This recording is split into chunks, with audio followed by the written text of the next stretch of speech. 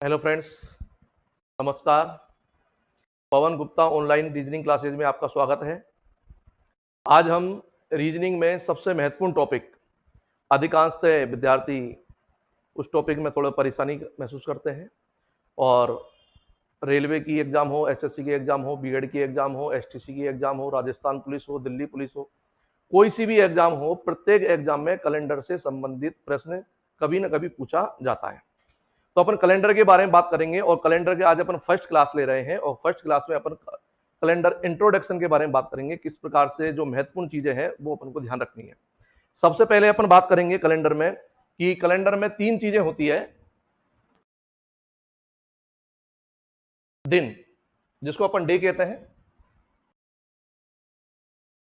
माह और वर्ष, ये तीन चीज होती है। डे कहते हैं, मंथ कहते हैं और इसको ईयर कहते हैं।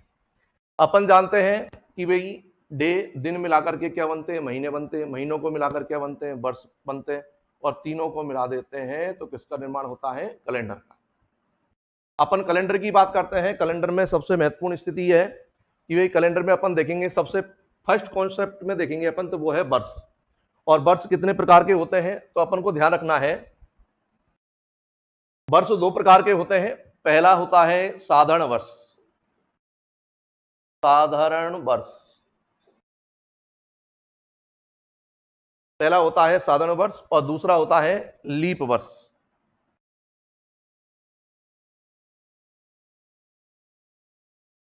लीप वर्ष, साधारण वर्ष की अपन बात करें, बहुत सारे वर्ष होते हैं। अब बहुत सारे वर्षों की अपन बात करें, शुरू से लेकर के जब से कैलेंडर स्टार्ट हुआ था, जो अपन ये कैलेंडर पढ़ रहे हैं, इस कैलेंडर को नाम है इसका ग्रीगोरियन कैलेंडर। ग्रीगोरियन कैलेंडर कौन सा कैलेंडर है? ग्रीगोरियन कैलेंडर। अब ये ग्रीगोरियन कैलेंडर जब स्टार्ट हुआ था तब से अपन बात करें, बहुत सारे वर्ष हैं अब तक। वर्तमान में 2020 चल रहा है। 2020 तक की बात करें, उनमें अगर सबसे पहला जो प्रश्न स्टार्ट होता है, सबसे पहला जो प्रश्न पूछा जाता है वो हमसे पूछा जाता है कि भाई ये साधारण वर्ष है या लीप वर्ष है। मान लीजिए प्रश्न आ जाता है कि निम्न में से साधारण वर्ष कौन सा है, निम्न में से लीप वर्ष कौन सा है, तो अपन किस प्रकार से उत्तर देंगे। तो सबसे पहली बात तो यह है कि साधारण वर्ष की यदि बात करें अपन, तो पहली कंडीशन अपन को याद रखनी है। पहली कंडीशन क्या है कि कोई भी वर्ष जिसका इकाई का अंक विषम हो, कोई भी वर्ष, किसी भी प्रकार का कोई भी वर्ष जिसका इकाई का अंक विषम हो, विषम मतलब 1, 3, 5, 7, 9, जिसका इकाई का अंक विषम हो, वो प्रत्येक वर्ष क्या कहलाता है, साधारण वर्ष। 100% वो साधारण वर्ष ही होगा। जैसे अगर बात करें अपन 2001 की, 2001 में आपने देखा प्रथम अंक कौन सा है, यहां पर एक इकाई का अंक, और इकाई का अंक एक है और कौन सा है, ये विषम है। इसका मतलब ये 2001 क्या है, साधारण वर्ष है। कोई सी भी स्थिति देखते हैं, 2003 की बात करेंगे साधारण वर्ष, 2005 की बात करेंगे साधारण वर्ष, 1997 की बात करेंगे साधारण वर्ष, 1995 की बात करेंगे साधारण वर्ष, 1861 की बात करेंगे साधारण। कोई भी वर्ष जिसमें इकाई का अंक विषम होता है वो 101% साधारण वर्ष होता है। ये क्लियर है। 50% कंडीशन, जो 50% में सम होता है, 50% में विषम होता है। 50% कंडीशन में अपन को देखने की आवश्यकता नहीं है साधारण वर्ष कौन सा, लीप वर्ष कौन सा है। केवल ये देखना है इकाई का अंक यदि विषम है तो 100% वो साधारण वर्ष ही होगा।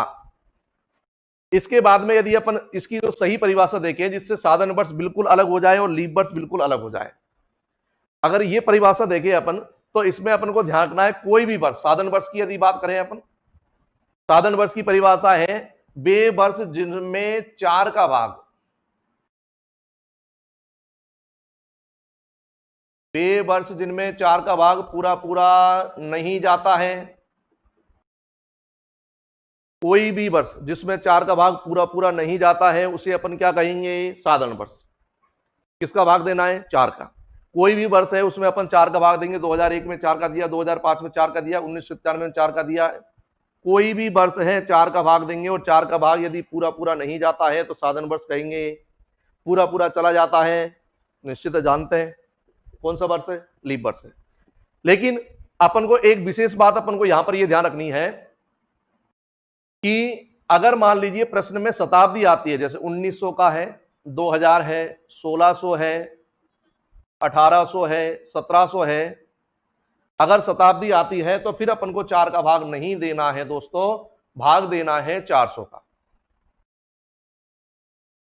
400 का भाग देना है। बाकी परिभाषा वही है, 400 का भाग यदि पूरा पूरा नहीं जाता है तो साधन वर्ष, चला जाता है तो लीप वर्ष, कोई भी स्थिति है तो वर्ष में तो अपन को भाग देना है 4 का, और यदि शताब्दी वर्ष है तो उसमें भाग देना है 400 का। 1900 है, 400 का भाग अपन ने पूरा पूरा दिया, भाग नहीं जाता है, कौन सा वर्ष है ये, साधन वर्ष। 2000 में पूरा पूरा भाग जा रहा है, लीप वर्ष है। 1600 है, पूरा भाग जा रहा है, लीप वर्ष है। 1800 में भाग नहीं जा रहा है, साधन वर्ष है। 1700 में भाग जा रहा है, नहीं जा रहा है, साधन वर्ष।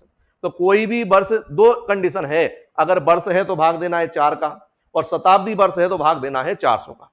अगर मान लीजिए 4 का भाग पूरा पूरा नहीं जाता या 400 का भाग पूरा पूरा नहीं जाता है तो उन्हें कहते हैं अपन साधन वर्ष, और जिनमें भाग पूरा पूरा चला जाता है उन्हें कहते हैं अपन लीप वर्ष। तो अगर अपन उदाहरण देखें, कोई भी किसी प्रकार का उदाहरण, मान लीजिए आपके सामने जाता है 1596। अब 1596 जैसे आया, पहली कंडीशन मैंने आपको बताई थी कि भाई इकाई का अंक विषम होना चाहिए, अब तो साधन वर्ष है। अपन ने देखा इकाई का अंक विषम है क्या, कि सब नहीं है, इकाई का अंक सम है। इसका मतलब यह है कि यह साधन वर्ष हो भी सकता है और नहीं भी हो सकता। ऐसा नहीं है कि सब इकाई का अंक विषम नहीं है तो वो लीप वर्ष ही होगा, ऐसा बिल्कुल भी नहीं है। अपन को एट लास्ट 4 का भाग देना है। लेकिन ये परिभाषा मैंने इसलिए बताई है इकाई का अंक विषम वाली, मान लो परीक्षा में कोई भी स्थिति ऐसी आ जाती है जिसमें इकाई का अंक विषम है तो अपन को 4 का भाग दे करके समय खराब करने की आवश्यकता नहीं है। अपन ने देखा यहां पर 1596 में अपन को भाग देना है 4 का। अब यदि हम 1596 में पूरा भाग देते हैं तो निश्चित रूप से समय ज्यादा लगेगा, इसलिए 4 का भाजकता का नियम कहता है यदि अंतिम 2 अंकों में 4 का भाग जाएगा तो पूरे में जाएगा। अंतिम 2 अंकों में 4 का भाग यदि चला जाता है तो पूरे में 4 का भाग जाएगा। 4 का भाजकता का नियम ये कहता है, ये बात अपन को ध्यान रखनी है। अब अपन को भाग 1596 में नहीं देना है, केवल 96 में 4 का भाग देना है, और 96 में यदि 4 का भाग देते हैं तो जाता है मतलब कौन से वर्ष से, ये लीप ईयर, लीप वर्ष से। अगर नहीं जाता है, मान लीजिए स्थिति आ जाती है 1598 वाली आ जाती है, भाग देना है 4 का, 1598 में देने की आवश्यकता नहीं है, भाग दीजिए आप 98 में। 1598 में आप भाग दोगे, कोई परेशानी नहीं है, लेकिन समय लगेगा, और कंपटीशन एग्जाम में समय बहुत महत्वपूर्ण होता है, ये विशेष रूप से अपन को ध्यान रखना है। 98 में 4 का भाग देते हैं, पूरा पूरा जाता है कि सब नहीं जाता, नहीं जाता है तो कौन सा वर्ष है, साधारण वर्ष। कोई भी स्थिति की बात करें, 1632 की बात करेंगे, 4 का भाग देंगे, 1632 में 4 का भाग देंगे, पूरे में भाग देने की आवश्यकता नहीं है, अंतिम 2 अंकों में भाग दे लीजिए। यदि पूरा पूरा भाग जाएगा तो निश्चित रूप से पूरे में ही जाएगा, इसका मतलब 1632 क्या है, लीप वर्ष है। तो दोस्तों अपन को साधन वर्ष, लीप वर्ष की परिभाषा याद होगी। अपन बात करें यदि कि किस प्रकार से, वापस एक बार रिवाइज करते हैं। साधन वर्ष किसे कहते हैं कि वे वर्ष जिनमें 4 का भाग पूरा पूरा नहीं जाता है, अगर चला जाता है तो लीप वर्ष है, नहीं जाता है साधन वर्ष है। विशेष बात ध्यान रखनी है कि शताब्दी यदि है, शताब्दी का मतलब वे वर्ष जिसके अंत में डबल जीरो होती है। अगर हम शताब्दी देखें, शताब्दी किसे कहते हैं तो वे वर्ष जिसके अंत में क्या होती है, डबल जीरो। वे वर्ष जिनके अंत में डबल जीरो होती है शताब्दी कहलाती है। शताब्दी में 4 का भाग नहीं देना है दोस्तों, याद रखना है, भाग देना है 400 का। 400 का भाग यदि पूरा पूरा नहीं जाता है तो साधन वर्ष से, पूरा पूरा चला जाता है तो लीप वर्ष से। ये अपन को विशेष रूप से ध्यान रखना है। तो कोई भी स्थिति है जो साधन वर्ष, अगर अपन बात करें साहब 1300, बताइए 1300 जो है वो साधन वर्ष है, लीप वर्ष है, तो अपन को टेंशन लेने की आवश्यकता नहीं है, भाग दीजिए इसमें 400 का, क्योंकि शताब्दी, शताब्दी का पता कैसे चला, अंत में डबल जीरो है। 400 का भाग देंगे, पूरा पूरा नहीं जा रहा, नहीं जा रहा। 1300 क्या है, एक शताब्दी वर्ष है, लेकिन कौन सी शताब्दी है, ये साधारण वर्ष की ये शताब्दी है। पहले ही प्रकार का क्वेश्चन निश्चित रूप से कंप्लीट हो गया होगा कि साधारण वर्ष किसे कहते हैं, लीप वर्ष किसे कहते हैं। दूसरे टाइप की इसमें बात करें अपन साधारण वर्ष में,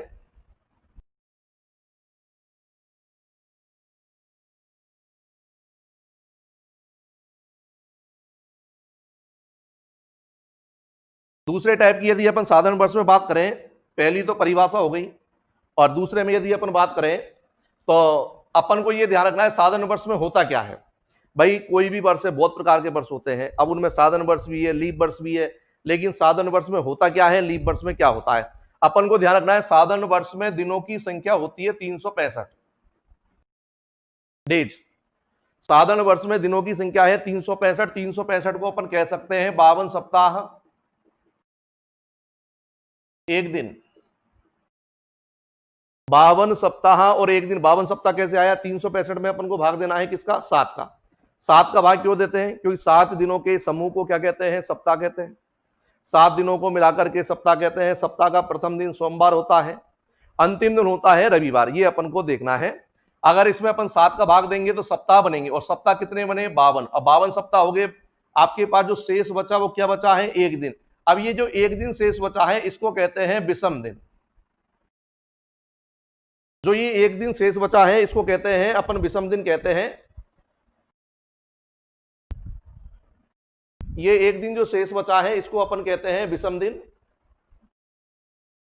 अब हम देखें, अगर हमसे कोई पूछ ले कि साहब एक साधारण वर्ष में विषम दिनों की संख्या कितनी होती है, तो हमारा आंसर है एक। एक साधारण वर्ष में विषम दिनों की संख्या कितनी होती है? एक होती है।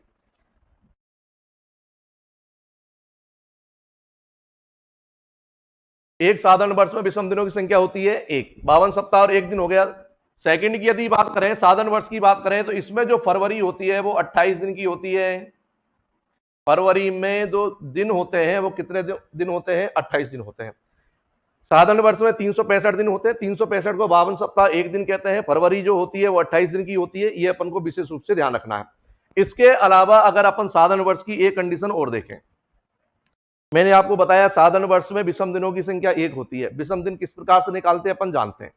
विषम दिन निकालने का तरीका क्या है कि दिनों में अपन को भाग देना है 7 का। अगर मान लो 365 दिन है, 365 में अपन ने 7 का भाग दिया, 52 बार भाग गया है, तो 52 तो हो गए, सप्ताह हो गए, वीक हो गए, बचा अपने पास में एक। तो एक जो बचा है ये विषम दिन कहलाता है। अगर इसके अलावा अपन साधारण वर्ष की बात करेंगे, और साधारण वर्ष में क्या होता है, तो साधारण वर्ष में महत्वपूर्ण कंडीशन ये है, बहुत बार एग्जाम में प्रश्न आ चुका है कि साधारण वर्ष में फर्स्ट डे और अंतिम दिन, साधारण वर्ष का प्रथम दिन और अंतिम दिन का वार जो होता है वो बिल्कुल समान होता है। कोई भी साधारण वर्ष है उसका प्रथम दिन और अंतिम दिन का वार क्या होगा? समान होगा। कैसे समान होता है? अगर अपन बात करें कि साधारण वर्ष में प्रथम दिन अंतिम दिन का वार समान होता है, किस प्रकार समान होता है कि अगर अपन देखें कि साहब 1 जनवरी 2001, जैसे ही मैंने लिखा 1 जनवरी 2001, 2001 अपन जानते हैं साधारण वर्ष है। 1 जनवरी 2001 से साधारण वर्ष स्टार्ट हुआ है। ये प्रथम दिन हुआ है 1 जनवरी का। मान लीजिए हमने कह दिया कि साहब ये सोमवार है, 1 जनवरी 2001 को सोमवार है, ये फर्स्ट डे, प्रथम दिन हो गया। अगर हम अंतिम दिन की बात करें तो 31 दिसंबर 2001 की यदि बात करेंगे तो नो डाउट आंसर आ गया सोमवार। कोई भी किसी भी प्रकार का वर्ष हो, साधारण वर्ष होना चाहिए। साधारण वर्ष में प्रथम दिन अंतिम दिन का वार क्या होगा? समान होगा। 1 जनवरी 2001 सोमवार है, 31 दिसंबर 2001 सोमवार होगा। अगर 1 जनवरी 2002 को मंगलवार है तो 31 दिसंबर 2002 को मंगलवार होगा। तो विशेष रूप से ध्यान रखना है दोस्तों, साधारण वर्ष में वर्ष का प्रथम दिन और अंतिम दिन का वार जो होता है वो बिल्कुल समान होता है। अब हम बात करेंगे आपके सामने लीप वर्ष की। लीप वर्ष की मैंने आपको परिभाषा बताई। परिभाषा मैंने आपको बता दी कि वे वर्ष जिसमें 4 का भाग पूरा पूरा चला जाता है उसे लीप वर्ष कहते हैं। सेकंड कंडीशन, अगर शताब्दी है तो भाग 4 का नहीं देंगे, काय का देंगे? 400 का। अर्थात 400 का भाग यदि पूरा पूरा चला जाता है शताब्दी वर्ष में तो उसे अपन लीप वर्ष कहते हैं। अब इसकी विशेषता की बात करें, एक्स्ट्रा स्थिति की बात करें, तो मैंने कहा साधारण वर्ष में दिनों की संख्या 365 होती है, लीप वर्ष में दिनों की संख्या होती है 366। पहला पॉइंट विशेष पॉइंट है, ध्यान रखें कि लीप वर्ष में दिनों की संख्या होती है 366, जिसको अपन कहते हैं 52 सप्ताह और 2 दिन। 52 सप्ताह और 2 दिन। और यहां पर भी दोस्तों बात करेंगे साहब विषम दिनों की संख्या कितनी है। अपन जानते हैं कि दिनों में 7 का भाग यदि देंगे और 7 का भाग देने के बाद में जो शेषफल बचता है वो विषम दिनों की संख्या कहलाती है। इसका मतलब यह हुआ कि एक लीप वर्ष में विषम दिनों की संख्या होती है 2। एक लीप वर्ष में विषम दिनों की संख्या, विषम दिन मतलब extra days. Extra days, extra days कितने हैं इसमें? 2। साधारण वर्ष में एक्स्ट्रा डेज कितने हैं? 1। याद रखना है लीप वर्ष में विषम दिनों की संख्या होती है 2। अगर अपन नेक्स्ट स्थिति की बात करें कि लीप वर्ष में फरवरी जो होती है वो 29 दिन की होती है। लीप वर्ष की जो फरवरी होती है वो 29 दिन की होती है। फरवरी में कितने दिन होते हैं? 29 दिन होते हैं। इसके अलावा यदि अपन बात करें कि लीप वर्ष में वर्ष का प्रथम दिन, वर्ष का प्रथम दिन और अंतिम दिन में एक दिन का अंतर होता है। वर्ष के प्रथम दिन और अंतिम दिन में कितने दिन का अंतर होता है? एक दिन का अंतर। अब एक दिन का अंतर कैसे होगा? एक दिन का अंतर इसलिए होता है, एक दिन का अंतर क्यों होता है? पहली बात इसलिए होता है कि साधारण वर्ष में दिनों की संख्या होती है 365 और जबकि लीप वर्ष में दिनों की संख्या होती है 366, यानी कि एक कितने दिन की वृद्धि हो गई है? एक दिन की वृद्धि। इसलिए अंतर कितने दिन का होगा? एक दिन का। किस प्रकार से होगा? अगर हम बात करें कि साहब 1 जनवरी 2008, अगर 1 जनवरी 2008 को मान लीजिए हमने मान लिया, मान रहा हूं मैं, मानने का मतलब ये नहीं कि साहब फिक्स बार है, 1 जनवरी 2008 को यदि मंगलवार है तो बताओ 31 दिसंबर 2008 को कौन सा बार होगा? अगर हम मान लीजिए 1 जनवरी 2008 को यदि मंगलवार मान रहे हैं तो 31 दिसंबर 2008 को मंगलवार होगा कि बुधवार होगा? तो अगर साधारण वर्ष होता तो मंगलवार होता, लेकिन वर्ष कौन सा है? लीप वर्ष है, और लीप वर्ष है तो कौन सा वार होगा? बुधवार। अगर 1 जनवरी 2008 को मंगलवार है तो अगर हम बात करें 31 दिसंबर 2008 की तो यहां पर उत्तर होगा आपका बुधवार। और बुधवार क्यों होगा? क्योंकि एक दिन का अंतर होता है। किसमें होता है? लीप वर्ष में। लीप वर्ष में प्रथम दिन और अंतिम दिन में एक दिन का अंतर होता है, जबकि साधारण वर्ष में प्रथम दिन और अंतिम दिन का वार क्या होता है? समान होता है। ये बात अपन को ध्यान रखनी है। इसके अलावा लीप वर्ष में होता क्या है और किस किस प्रकार से प्रश्न पूछे जाते हैं, ये अपन को ध्यान रखना है। तो निश्चित रूप से अपन बात करेंगे सबसे पहली स्थिति कि एक वर्ष में महीने कितने होते हैं। अगर हम महीनों की बात करें, सब जानते हैं एक वर्ष में महीने होते हैं 12। एक वर्ष में कितने महीने होते हैं? 12। कौन कौन से होते हैं? जानते हैं, जनवरी से लेकर दिसंबर तक के 12 महीने होते हैं, लेकिन ये नहीं है कौन कौन से होते हैं, सब जानते हैं। इसमें बात है कि एक वर्ष में 12 महीने होते हैं, उसमें 31 दिनों वाले महीनों की संख्या कितनी होती है? कौन बनेगा करोड़पति में प्रश्न पूछा जा चुका है। एक वर्ष में 31 दिनों वाले महीनों की संख्या कितनी होती है? 30 दिनों वाले महीनों की संख्या कितनी होती है? दो तरीके के प्रश्न इसमें बनते हैं। अगर हम 31 दिनों वाले महीनों की संख्या की बात करें तो बिल्कुल सिंपल स्थिति है, अपन को एक इधर लेकर के आना है, एक लिया है, इसमें अपन ने क्या किया, इसमें इस प्रकार की लाइन ऊपर खींच दी तो निश्चित रूप से हमारा उत्तर आ चुका है कि एक वर्ष में 31 दिनों वाले महीनों की संख्या होती है 7। अगर हम कभी भूल जाते हैं 6 होती है, 8 होती है, 7 होती है, कंफ्यूज हो जाता है, कंफ्यूज करने की आवश्यकता नहीं। 31 में से अपन ने लिया 1 और 1 में यदि ऊपर लाइन बना देते हैं तो बन जाता है इसका 7। इसका मतलब एक वर्ष में 31 दिनों वाले महीनों की संख्या होती है 7। अब 31 दिनों वाले महीनों की संख्या 7 होगी तो निश्चित रूप से 30 दिनों वाले महीनों की संख्या 4 होगी या 5 होगी। अपन को ये नहीं सोचना साहब 12 में से 7 गए तो 5 नहीं, कितनी होगी? 4 होगी, क्योंकि एक जो महीना होता है वो फरवरी का होता है और फरवरी का जो महीना है कभी 28 का होता है, कभी 29 का होता है। तो विशेष रूप से दोस्तों याद रखना, एक वर्ष में 12 महीने होते हैं जिसमें 31 दिनों वाले महीनों की संख्या होती है 7। 30 दिनों वाले महीनों की संख्या होती है 4, 5 नहीं होती है, 4 होती है। एक महीना फरवरी का होता है जिसमें या तो 28 दिन होंगे या 29 दिन होंगे। इसके अलावा बात करें अगर सप्ताह की, सप्ताह की बात करें, सप्ताह में 2 स्थितियां है, सप्त प्लस अहन, 2 शब्दों से मिलकर बनाइए। और सप्त का मतलब होता है 7 और दिन का अहन का मतलब होता है दिन। इसका मतलब यह हुआ कि 7 दिनों के समूह को सप्ताह कहते हैं। सप्ताह किसे कहते हैं? 7 दिनों के समूह को सप्ताह कहते हैं। अब कई बार एग्जाम में प्रश्न यदि पूछ ले आपसे कि सप्ताह का प्रथम दिन कौन सा है, सप्ताह का प्रथम दिन कौन सा है, तो दोस्तों याद रखना है सोमवार है। और अंतिम दिन पूछेगी अंतिम दिन कौन सा है, तो रविवार है। सप्ताह का प्रथम दिन सोमवार होता है, अंतिम दिन रविवार होता है। यह बात अपन को ध्यान रखनी है। इसके अलावा यदि अपन बात करें, अपन से डायरेक्ट प्रश्न पूछ लेता है कि साहब लीप वर्ष।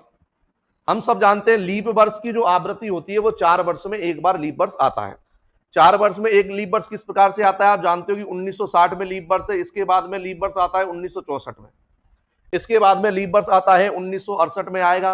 अब इसमें अपन ने डिफरेंस देखा, कितने वर्षों का अंतराल है? 4 वर्ष का अंतराल है। तो निश्चित रूप से अधिकांश हम कह सकते हैं कि लीप वर्ष की जो आवृत्ति होती है वो 4 वर्ष में एक बार आती है। लीप वर्ष 4 वर्ष में एक बार आता है। लेकिन अगर मान लीजिए आपसे पूछ लिया जाए कि साहब 100 वर्षों में कितने लीप वर्ष होते हैं, 100 वर्षों में कितने लीप वर्ष होते हैं, अगर हम इसके अकॉर्डिंग बात करें कि साहब 4 वर्ष में एक लीप वर्ष होता है तो 100 वर्षों में 25 होंगे, लेकिन 25 आंसर गलत है। 100 वर्षों में लीप वर्ष होंगे 24। 100 वर्षों में लीप वर्षों की संख्या होती है 24 और साधारण वर्षों की संख्या होती है इसमें 76। ऑटोमेटिक 100 में से 24 अपन ने घटाए 76 हो गए। इसके अलावा अगर कोई आपसे पूछे कि साहब 400 वर्षों में लीप वर्ष कितने होते हैं, अगर मान लो इसको आधार बना करके भी अपन हल करें कि 100 वर्षों में 24 होते हैं तो 400 वर्षों में 24 तो 96 होंगे, लेकिन 96 उत्तर गलत है। यहां पर दोस्तों याद रखना है 97 वर्ष होते हैं और साधारण वर्ष है 303।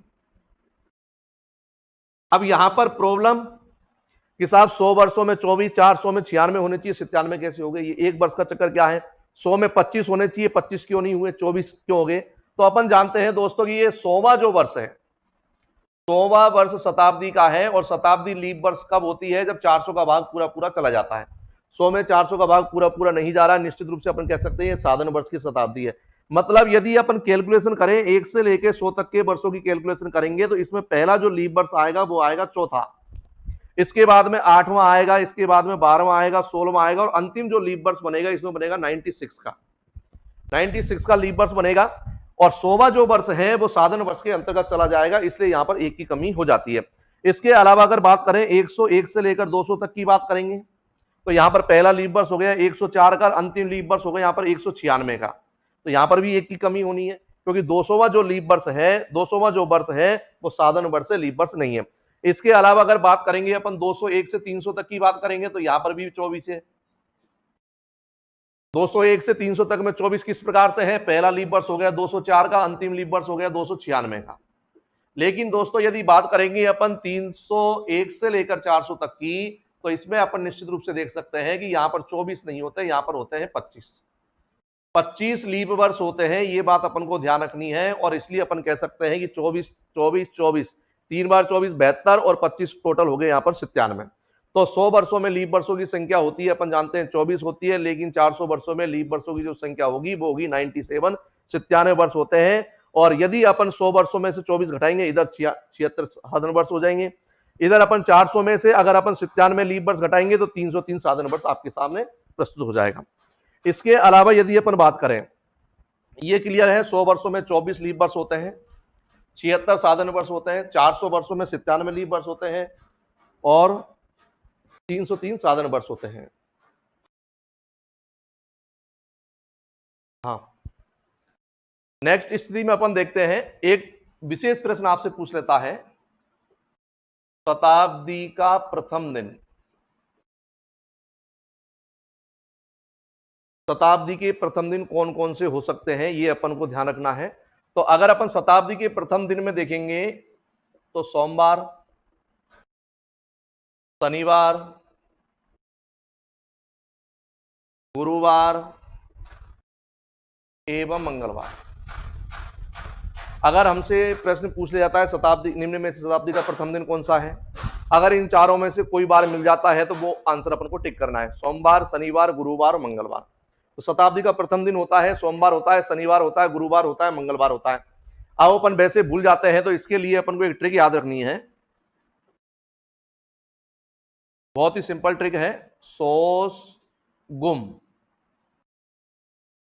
बाजार गए, बाजार से अपन सोस खरीद के लाए लेकिन गुम हो गया, खो गया। अब इसमें देखिए अपन के चारों बार अपने कंप्लीट आ गए, सो से बन गया सोमवार, से बन गया शनिवार,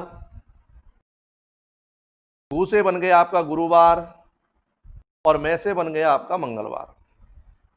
अब कभी नहीं भूलोगे आप कि साहब शताब्दी के प्रथम दिन कौन कौन से होते हैं, अपन को केवल एक ट्रिक याद रखनी है और ट्रिक का नाम है सोस गुम।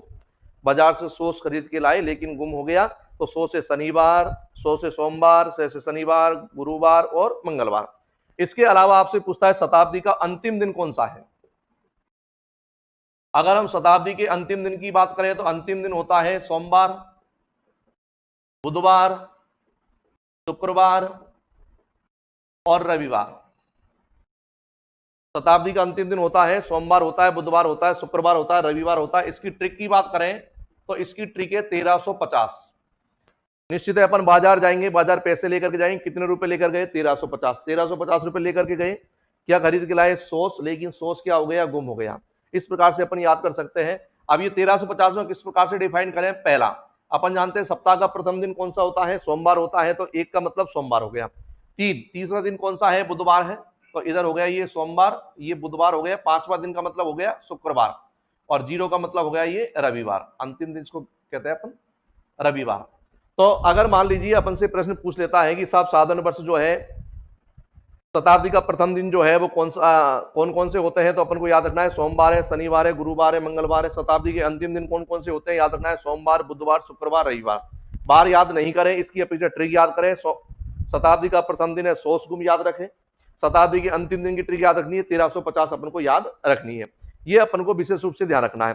अगर हम बात करें कि साहब कोई भी स्थिति, जब से कैलेंडर स्टार्ट हुआ था, जब कैलेंडर स्टार्ट हुआ था तो प्रथम दिन कौन सा था जो उन्होंने प्रथम दिन माना था, तो उसकी बात करें तो प्रथम दिन माना था सोमवार।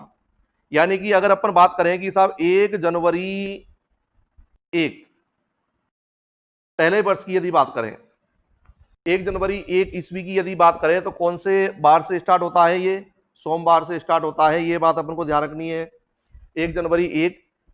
इसके अलावा यदि अपन बात करें कि अगर मान लीजिए 1 जनवरी 1, ये वाला प्रश्न अपन से पूछ चुका है। इसके अलावा अपन देखें कि रेलवे की यदि बात करें, एक बार ग्रुप डी में एक प्रश्न आया था कि एक वर्ष में कितने दिन होते हैं, एक वर्ष में कितने दिन होते हैं, ग्रुप डी में पूछा जाने वाला प्रश्न है रेलवे ग्रुप डी में। और पहला ऑप्शन था 365, दूसरा ऑप्शन था 366, और सी ऑप्शन था 364, और डी ऑप्शन था 365 या 366। अब अपन ने पढ़ा कि साहब साधारण वर्ष में कितने दिन होते हैं, लीप वर्ष में कितने दिन। यहां पर प्रश्न पूछा एक वर्ष में कितने दिन होते हैं, अपन जनरली आंसर देते हैं 365 दिन होते हैं, या हमने आंसर दिया 366 दिन होते हैं, तो बिल्कुल गलत उत्तर है। और अपन एग्जाम में जल्दबाजी करते हैं, और जल्दबाजी की वजह से ये ऑप्शन में स्टार्टिंग में ऑप्शन जो देता है वो इस प्रकार का देता है कि आप कंफ्यूज हो। तो यहाँ पर एक वर्ष में कितने दिन होते हैं, यहाँ पर ये नहीं पूछा कौन सा साधारण वर्ष की बात है या लीप वर्ष की बात है। अगर एक साधारण वर्ष में कितने दिन होते हैं अपन जानते हैं साहब 365 होते हैं, एक लीप वर्ष में कितने दिन होते हैं अपन जानते हैं 366 दिन होते हैं। लेकिन अगर उसने पूछा है एक वर्ष में कितने दिन होते हैं, तो यहाँ पर जो आंसर टिक होगा वो होगा 365 या 366, क्योंकि यहाँ पर साधारण वर्ष और लीप वर्ष के बारे में किसी प्रकार का कोई डिफाइन नहीं है। ये बात अपन, ये पूरा का पूरा कैलेंडर का आपका बेसिक कॉन्सेप्ट है, और कल से अपन टाइप स्टार्ट करेंगे, पहला टाइप। ओके, धन्यवाद।